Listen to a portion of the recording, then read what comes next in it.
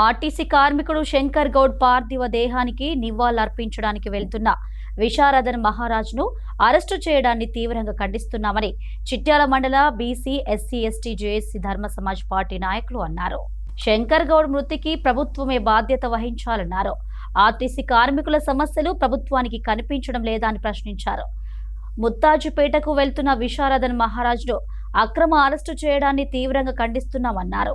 RTC కార్మికులు గత 2 రోజులుగా చేస్తున్నటువంటి సమ్మెకు కారణంగా నర్సంపేటలో జరిగినటువంటి కోలా శంకర్ గౌడ్ అనేటువంటి ఆర్టీసీ కార్మికుడు ఒంటికి నిప్పు పెట్టుకొని నిన్న మరణించడం జరిగింది.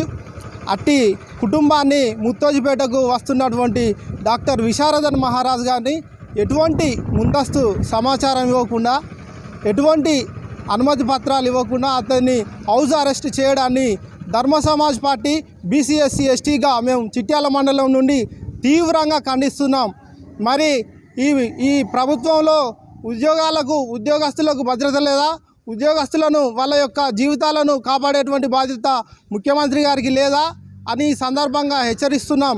శంకర్ గౌడ్ గారి మృతికి ఈ ప్రభుత్వ హత్య, ఇది ముమ్మాటికి ఇది ప్రభుత్వ హత్య, ఇది కాంగ్రెస్ ప్రభుత్వ హత్య.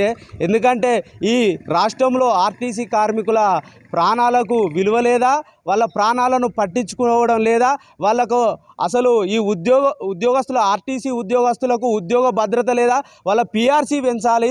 వాళ్ళకు ఎంతో శ్రమ కోర్చి ఈ ప్రయాణికులను, ఈ ప్రజలను ఒక ప్రాంతం నుండి ఇంకో ప్రాంతానికి చేరవేస్తూ సురక్షితంగా చేరవేస్తున్నటువంటి ఆర్టీసీ కార్మికులకు మన ఈ ప్రభుత్వం రుణపడి వాళ్ళ యొక్క జీతాలను, పీఆర్సీలను, వారి యొక్క డిమాండ్లను పరిష్కరించాల్సిన ఈ ప్రభుత్వం వాళ్ళు సమ్మె చేస్తున్నా వాళ్ళను పట్టించుకోకుండా వాళ్ళు హత్యలకు కారణం అవుతున్న ఈ ప్రభుత్వాన్ని ధర్మ సమాజ్ పార్టీ బీసీఎస్సీ ఎస్టీగా మేము తీవ్రంగా ఖండిస్తున్నాం.